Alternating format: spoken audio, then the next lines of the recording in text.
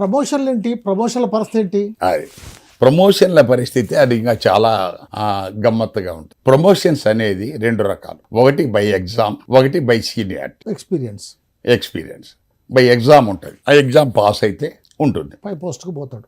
By seniority అంటే వీడికి reservation పాతకాలంలో ప్రమోషనల్ రిజర్వేషన్ కూడా ఉంది. ఓకే. ఆర్టికల్ 16 కింద.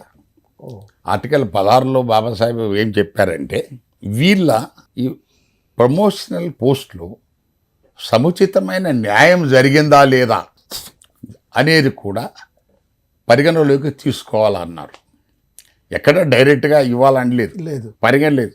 సో ఆ రకంగా ఆర్టికల్ 16 కింద ఈ 16 మనకి ఎప్పుడైతే జనతా మొదటి ఇది బీజేపీ ఫస్ట్ గవర్నమెంట్ వచ్చిందో అప్పుడు నాగరాజు వర్సెస్ అన్నప్పుడు పెద్ద కేసు అయ్యి దాని తర్వాత మళ్ళా కొన్ని సంవత్సరాలు మళ్ళీ పోయింది. ఇక్కడ మీరేంటంటే ఈ రిజర్వేషన్ ప్రమోషనల్ రిజర్వేషన్ ఎవరికైతే ఉందో డిపార్ట్మెంటల్ ప్రమోషన్ కమిటీ వాళ్ళ సర్వీస్ రికార్డ్స్, వాళ్ళ కాన్ఫిడెన్షియల్ రిపోర్ట్స్ వాటిని చూసి పరిగణలోకి తీసుకొని సెలెక్ట్ చేస్తుంది.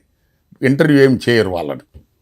ఇక్కడ గమ్మత్తు ఏంటంటే వీడు ఎవడైతే ఈ ప్రమోషన్కు దగ్గరకు వస్తున్నాడో కోటేశ్వరరావు కావచ్చు, భిక్షమయ్య కావచ్చు, ఇంకొక XYZ కావచ్చు, వీళ్ళు ఆ టైం చూసి వాడి మీద ఒక ఆకాశరామణ ఉత్తరం పడుతుంది. ఆకాశరామణ ఉత్తరం పడిన తర్వాత ఇక దాన్ని ఇన్వెస్టిగేషన్ అని చెప్పేసి సో వీడు ఒకవేళ పొరపాటున అప్పుడు DPCకి వెళ్ళినా కూడా ఇన్వెస్టిగేషన్ ఈజ్ గోయింగ్ ఆన్ అని పక్కకి పెడతాడు. వీడు పక్కకి వెళ్ళిపోయాడు.